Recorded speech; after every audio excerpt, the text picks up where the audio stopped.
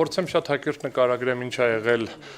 վարչական վարույթում շատ կարճ դատարանում ու եթե հարցեր կլինեն արդեն ավելի առարկայական պատասխանենք ըստ էության եւ վարչական վարույթի լսումները եւ դատական գործընթացը համարյա ամբողջությամբ ուղիղ եթերով բավականին շատ ԶԼՄ-ներով տարածվել է վարչական դատարանում բողոքարկել ենք ՀԾԿՀ որոշումը որով որոշվել էր Հեցի լիցենզիայի ձրկել, բաշխի ցանցերի լիցենզիայի ձրկել, համապատասխանաբար, եթե հիշեցման կարգով, 7 հատ կետ էր դրված լիցենզիայի ձրկելու համար, սա մեկ Ամերիկայում կեսկատակ ասում են 2 հատ սմահ են տվել 3 հատ չգիտեմ ինչ, ՀԾԿՀ-ն որոշել էր 7 առանձին հիմքերով ձրկել լիցենզիայից։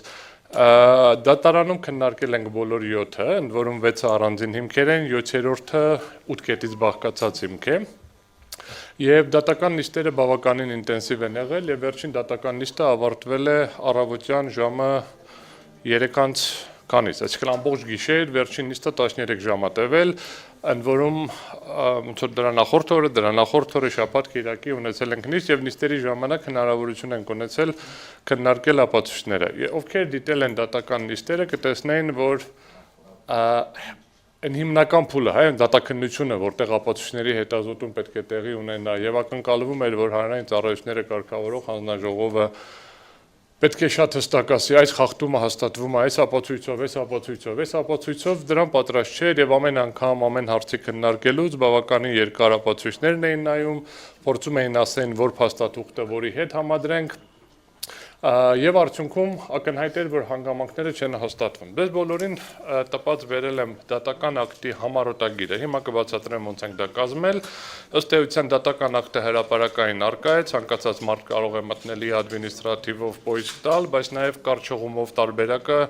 առցանց կա, կարող եք այնտեղից ներբեռնել, հղումը կա, Bitly-ով, կարճ անունով։ Դատարանը ինչ եմ արել, ընդամենը գրել եմ խախտումը, արձանագրումը, խախտումը, արձանագրումը, խախտումը, արձանագրումը, այսինքն դատարանը ինչ է արձանագրել։ Սկսեմ ամենավերջին կետից, հետո դատարանը առաջին, երկրորդ, երրորդ կետերը համարել է չհիմնավորված եւ 7-րդ կետը համարել է չհիմնավորված։ Ուժի մեջ է թողել 4-րդ, 5-րդ եւ 6-րդ կետերը, 6-1 կոչվածը, որը առանձին կետ է։ 5-6-ը վերաբերվում են երաշխավորություններին, շատ հակիրճ դրանք անդրադառնամ, նույն բանի մասին է, եւ 5-ը եւ 6-1-ը վերաբերվում են նույն գործողությանը, հեցի կողմից ենթադրաբար երաշխավորություններ տրամադրելուն, 4-րդը վերաբերվում է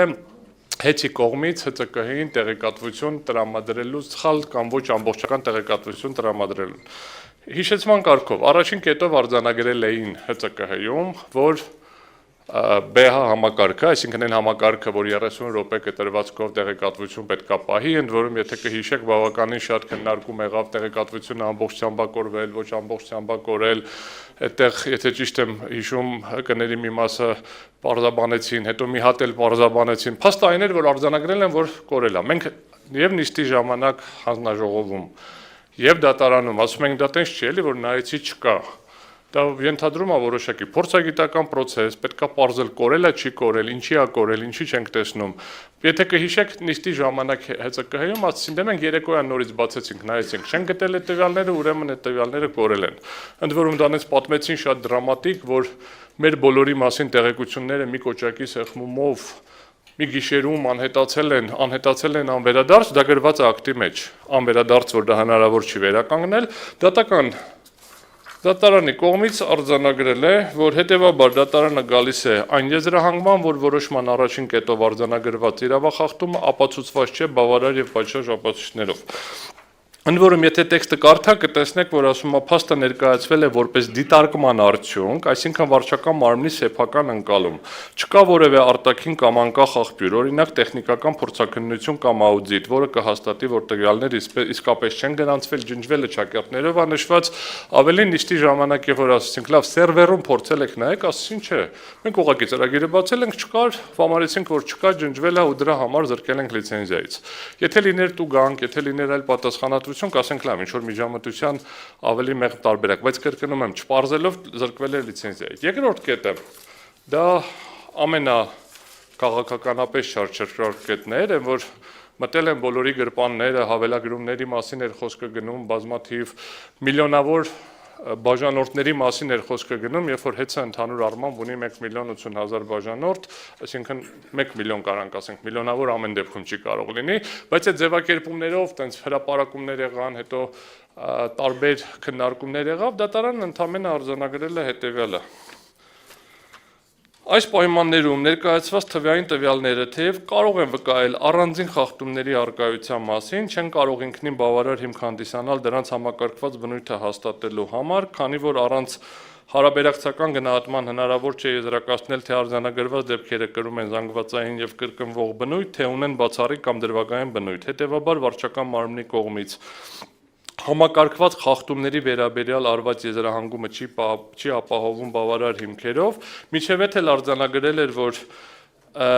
նշված ընդհանուր ցուցանիշից չի բխում, թե կոնկրետ որ ժամանակահատվածում, որ հաշվիչների կամ որ անձանց գործողությունների արդյունքում է ձևավորված տարբերությունը։ Սա զուտ հիշեցնելու համար ասեմ, որ նիստի ժամանակ, որ ասում ենք, որ ապացույց, ինչ որ ապացույց էին մատնանշում, ասում են, այ այս ցուցանիշները տեսեք, ինչ որ մեկի հաշվիչի ցուցանիշներն այստեղ սխալ է լրացված։ Ասում են, կարանք բացենք, բացում ենք, տեսնում ենք, ճիշտը սխալը դժվար է գնահատել, բայց տեսնում ենք, ապրիլը կա, մայիսը մի քիչ աճել է, հունիսը մի քիչ էլ աճել, հուլիսը մի քիչ էլ աճել, օգոստոսը նույն թիվն է, սեպտեմբերը նույն թիվն է, հետո մեկ էլ հաշվիչը վառվել է։ Ասում ենք, լավ, այսինչ ասում են, դե գիտեք ինչ կապ չունի, որ դա տեղի է ունեցել ժամանակավոր կառավարչի կառավարման ժամանակ, մեկը որ դե հեծում է խախտում ա եղել։ Ասում ենք, լավ, բայց ասենք հեծին զրկում եք լիցենզիայից ենթադրյալ խախտումների համար, եթե զրկում եք լիցենզիայից ենթադրում է, որ հեծը պետք է պատասխանատվություն կրի, բայց պարզվեց, որ ինչ խախտումների վերահղում են անում, հիմա քանակների մասին էլ կասեմ ինչի մասին է, դրանք բոլորը տեղի են ունեցել օգոստոս, սեպտեմբեր, հուլիս, եթե դրանք խախտում են, սա էլ ուրիշ հարց է, որովհետև ապացույցների մեջ ակնհայտ հակասություններ կային, ասենք կա ապահավաքակցման ակտ, որը ստորագրված չի, որտեղ գրված է, որ այդ հաշվիչը հանելուց ինչ թիվ է եղել հաշվիչի վրա, եւ կա փորձագիտական եզրակացություն, որտեղ գրված է հաշվիչի ցուցատախտակը ընթերնելի չի, հնարավոր չի տեսնել, փչացած է։ Ու մեկը չի, բազմաթիվ են տենց, այսինքն որ ապացույցը բացեցին կամ համարյա որ ապացույցը բացեցին, նմանատիպ խնդիրներ կար։ Ամբողջ դատական նիստի ընթացքում ես երևի մի հատ գործով էր, որ ինչ որ հնարավոր շեղում կար, այն էլ միջև վերջ պարզ չէր ինչ էր, որովհետեւ ոնց որ որը բացեցինք, ցույց տվեցինք խնդիր կար, որը բացեցինք, ցույց տվեցինք խնդիր կար, իսկ ՀՑԿ-ի արգումենտը հետեւյալն է, դե մեզ համար կարևոր չի ով է կառավարում, քանի որ հիմա ՀՑԿ-ն ես ստուգում եմ հեծին, հիմա շատ էլ որ ժամանակավոր կառավարիչն է, այդ խախտումները ես վերագրում եմ հեծին ու դրա հիմքով զրկում եմ, բայց ակնհայտ է որ դատարանը այդ մոտեցման հետ չի համաձայնվել եւ ինչն է շատ կարևոր, որ շատ հստակ արձանագրել է, որ հանձնում ընդունում չի եղել։ Հիմա գործընկերս պարոն Ղազինին դրան ավելի մանրամասն կանդրադառնա։ Երրորդը վերաբերվում էր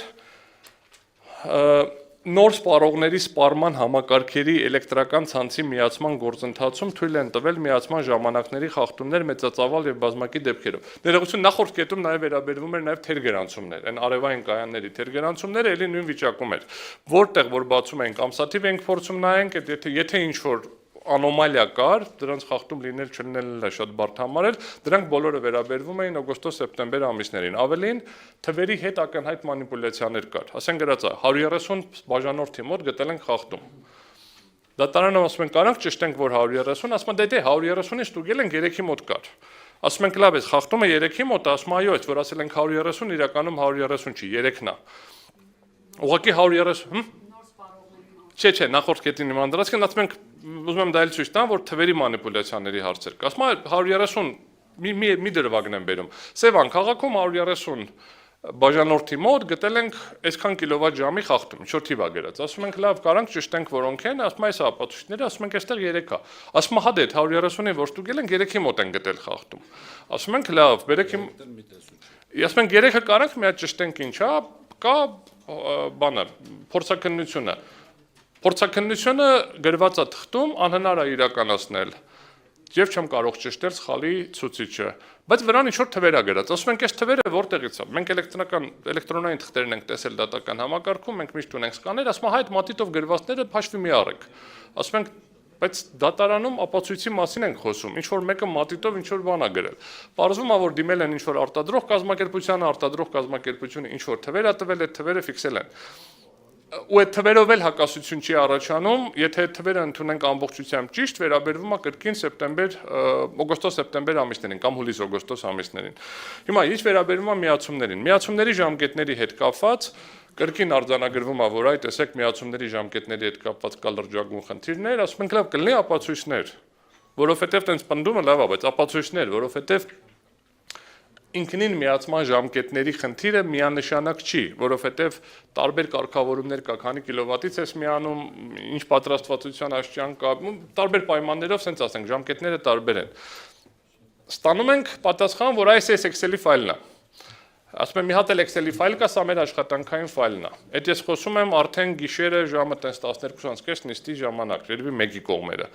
Հետո երկար մի կես ժամ քննարկելուց հետո պարզվում է, որ չէ, երկուսն էլ աշխատանքային ֆայլ չի, այդ երկու ֆայլն էլ ուղարկվել է հեծից, այսինքն հեծից ասելով հասկանում ենք ժամանակավոր կառավարչի կողմից։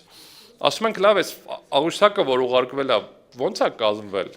Սրա հիմք հանդիսացող փաստաթղթերը կան, չկան, ինչ որ պարզաբանում կա, որտեղից է վերցրված։ Լավ, սա ինչ որ պաշտոնական համակարգից ինչ որ արտահանում ա եղել ուղարկելն։ Ասում եմ, չէ, մենք խնդրել ենք ձեռով լրացրել են։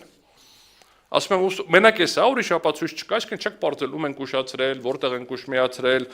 ինչն ենք ուշ միացրել։ Չէ, ասում եմ, այսքանն է։ Ումա, այսպիսով ընկերության ժամանակավոր կառավարչի գրությամբ տրամադրված փաստաթղթի ուսումնասիրությամբ պարզ է դառնում, որ այն պարունակում է դիմելու ամսաթիվը ներողություն։ Վերևում երկար գրում ասում է, եթե նույնիսկ տեսականորեն ընդունենք, որ դա կարելի է թույլատրելի համարել։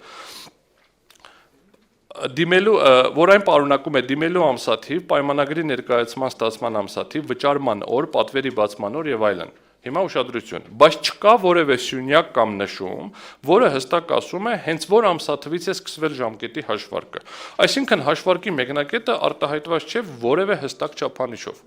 Ավելին դե մի հատ սյունյակ կա վերջնաժամկետ, ասում եք սա ոնց են հաշվել, լավ, կարանք սա իմանանք, ասում է դե տարբեր է, հաշվել գրել են։ Իսկ հանրային ծառայությունների կարգավորող հանձնաժողովի համապատասխան որոշում այդ ԵՑԲ կանոնները, որը ասում է ոնց պետք է միանան, մի հատ հոդված ունի։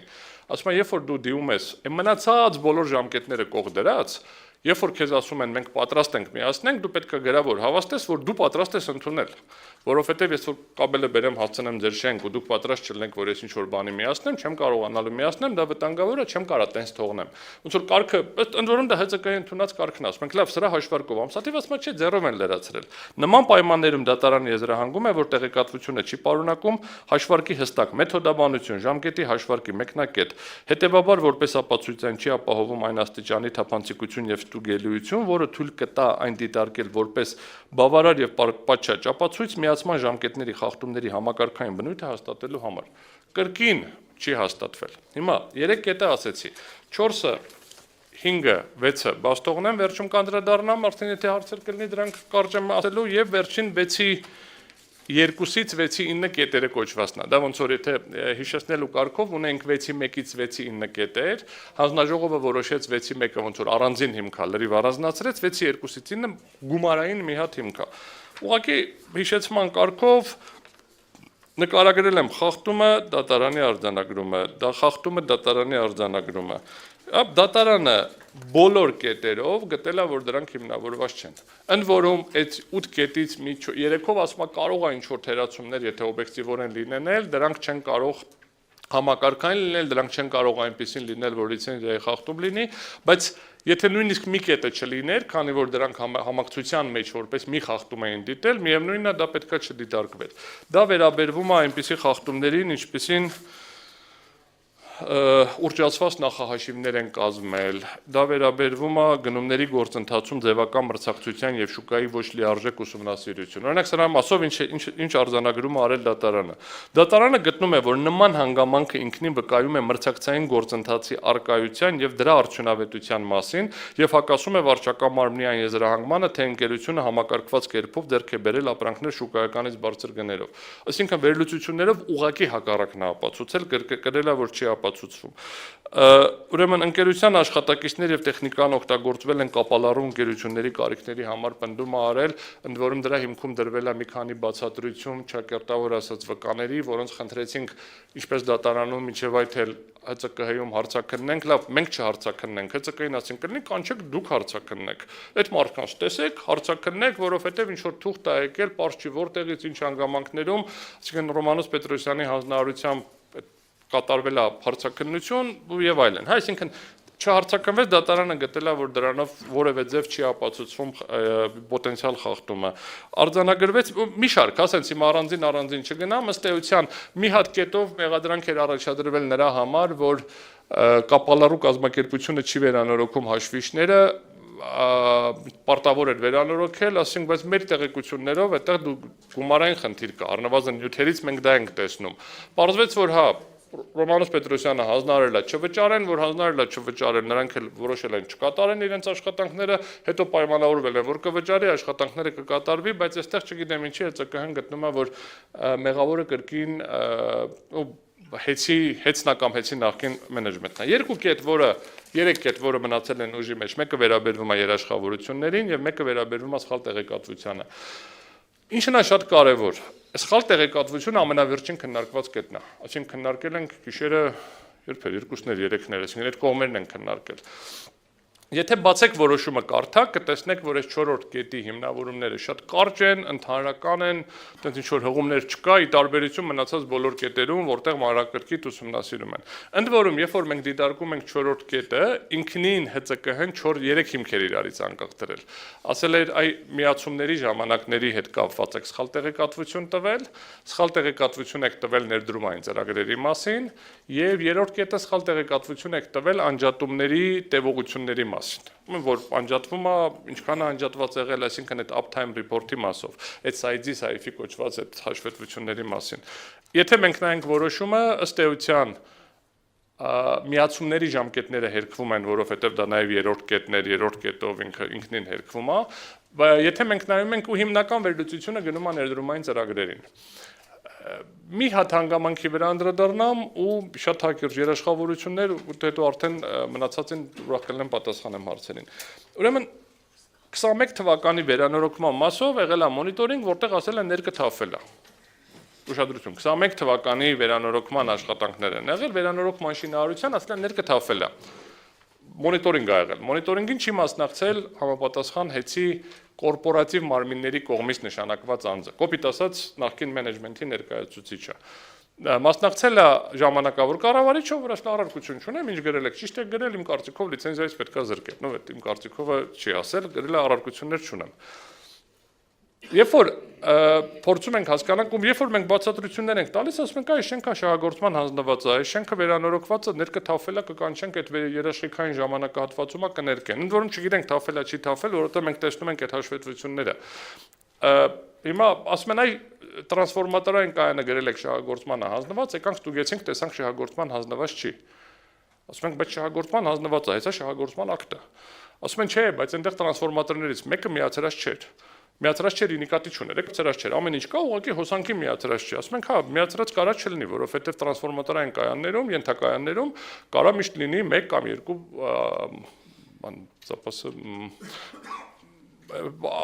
պահոստային կարողություն, որ ավելացնենք։ Ավելին, եթե մենք խոսում ենք նոր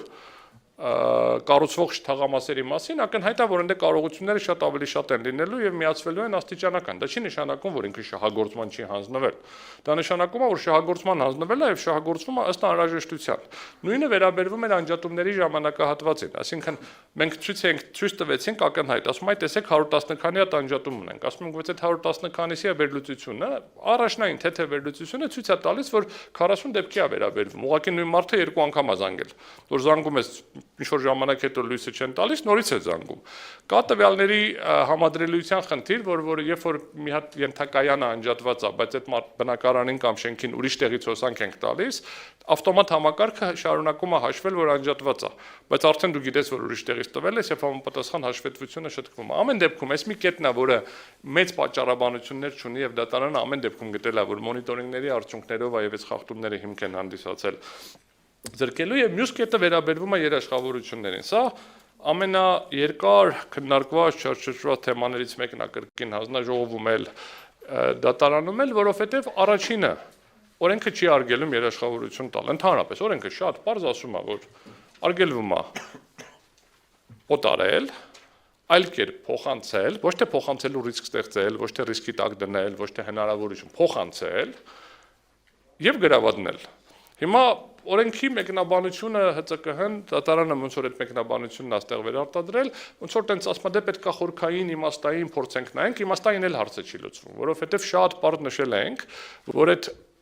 երաշխավորությունները հələ կանդրադառնամ ապացույցներին։ Տեսականորեն ընդունենք ինչ որ գրել է կա։ Ամենաշատ բեռը միաժամանակ տրված 20 քանի միլիարդ դրամ էր։ 40 քանի միլիոն 50 չէր հասնում, 40 քանի միլիոն դոլար։ Միևնույն ժամանակ ընկերությունը ուներ 75 միլիարդից ավել չբաշխված ճահույթ։ Այսինքն իր փողնա կարար հաներ, այդ փողը ծախսեր։ 75 միլիարդից ավել չբաշխված ճահույթ։ Այսինքն ակնհայտ է, որ ոչ մի ձևով ռիսկի տակ չէր դրվում հեցի հիմնական գործունեության համար անհրաժեշտ գույքը։ Սա ուղղակի ամենապարզ արգումենտն եմ բերում, բայց երբ որ գնում ենք ապացույցների դաշտ, պարզ է դառնում, որ այդ երաշխավորությունները թույլատրելի ապացույցներով չնապացուցվում նաև, որովհետև օրինակ բերել են մի քանի երաշխավորություն, բանկից էին խնդրել, բանկը նաև գրություն էր գրել, որ այս երաշխավորությունները այդպես էլ չեն ուժի մեջ չեն մտել, չեն կնքվել, որովհետև կորպորատիվ համաձայնությունները չեն եղել։ Մի հատ վարկային պայմանագիր չտեսանք, ու երաշխավորությունը, որ պատկերացնեք, դա ինչ որ մեկի պարտավորությունը ապահովելու համար է։ Եթե դուք գնաք բանկում կնքեք երաշխավորության պայմանագիր, абստրակտ, գնաք ստորագրեք, ասեք ես երաշխավորում եմ ինչ-որ բան։ Բայց այդ ինչ-որ մեկը վարկը չվերցնի, ձեր երաշխավորությունը ոչ մի բան է։ Մի հատ վարկային պայմանագիր չկար։ Չկար որևէ ապացույց, որը ցույց կտար, որ այդ երաշխավորությունները ընդհանրապես կնքվել են։ Այսինքն, սա կրկնում եմ, ապացուցողական դաշտում կրկին լրջագույն խնդիր է, որովհետև ցենց абստրակտ գրվում է։ Եվ ամենավերջին կարևոր խնդիրը երաշխավորությունների հետ կապված, եթե մնացած բոլոր կետերը հանձնաժողովը ինչ որ ձև կապում էր